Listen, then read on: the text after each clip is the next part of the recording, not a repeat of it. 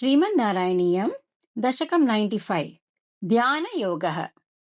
आदौ हैरण्यगर्भीं तनुमविकलजीवात्मिकामास्थितस्त्वं जीवत्वं प्राप्य माया गुणगणखचितो वर्तसे विश्वयोने।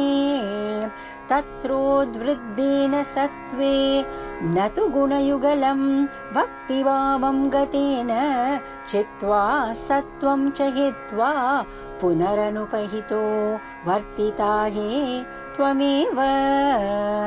सत्त्वोन्मेषात् कदाचित् खलु विषयरसे दोषबोधेऽपि भूमन् भूयोऽप्येषु प्रवृत्तिः सतमसि रजसि प्रोद्यते दुर्निवारा। चित्तं तावत् गुणाश्च ग्रथितमिह मिथस्तानि सर्वाणि रोद्धुं तुर्ये त्वय्येकभक्तिः शरणमिति भवान् हंसरूपी व्यगादीत्। सन्ति श्रेयांसि भूयां स्यपि रुचिविदया कर्मिणां निर्मितानि क्षुद्रानन्दाश्च शान्ताः बहुविधगतयः कृष्णतेभ्यो भवेयुः। त्वं चाचख्यातसख्ये नरुमहिततमां श्रेयसां भक्तिमेकां त्वद्भक्त्यानन्दतुल्यः खलु विषयजुषां सम्मद केन वा स्यात्। त्वद्भक्त्या तुष्टबुद्धेः सुखमिह चरतो विच्युताशस्य चाशाः सर्वा स्युःसौख्यमय्यः सलिलकुहरगस्येव तोयैकमय्यः। सोऽयं कल्विन्द्रलोकं कमलजभवनं योगसिद्धिश्च हृद्याः नाकाङ्क्षत्येतदास्तां स्वयमनुपतिते मोक्षसौख्येऽप्यनीहः। त्वद्भक्तो बाध्यमानोऽपि च विषयरसैः इन्द्रियाशान्तिहेतोः भक्त्यैवाक्रम्यमाणैः पुनरपि खलु तैर्दुर्बलैर्नाभिजय्यः।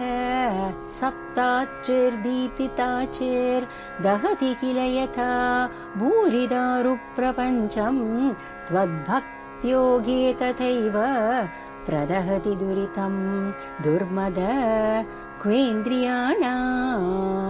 चित्तार्द्रीभावमुच्चैः वपुषि च पुलकं हर्षबाष्पं च हित्वा चित्तं शुद्ध्येत् कथं वा किमु बहुतपसा विद्यया वीतभक्तेः। त्वद्गाथा स्वादसिद्धाञ्जनसततमरी मृज्यमानोऽयमात्मा चक्षुर्वत्तत्त्वसूक्ष्मं भजति न तु तथा व्यस्तया तर्ककोट्या।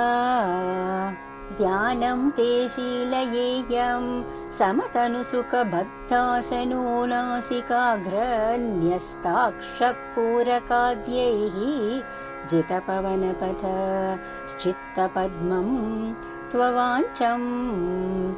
ऊर्ध्वाग्रं भावयित्वा रविविदुषिखिनः संविचिन्त्योपरिष्टात् तत्रस्थं भावये त्वां सजलजलधर श्यामलं कोमलाङ्गम्। आनीलश्लक्ष्णकेशं ज्वलितमकरसत्कुण्डलं मन्दहासस्यन्दार्द्रं कौस्तुभश्री परिगतवनमालोरुहाराभिरामम्।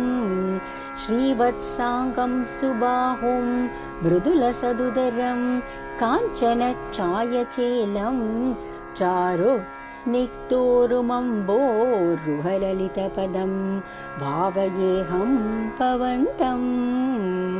सर्वाङ्गेष्वङ्गरङ्गत् कुतुकमिति मुहुर्धारयन्नीशचित्तं तत्राप्येकत्र युञ्जे वदनसरसिजे सुन्दरे मन्दहासे।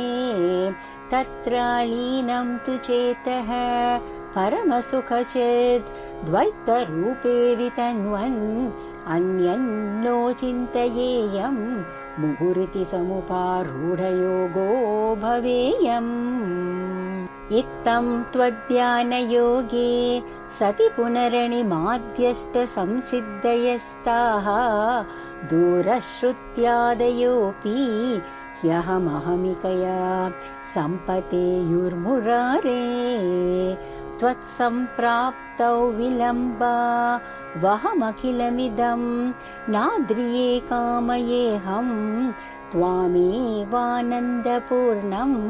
पवनपुरपते पाहि मां सर्वतापात्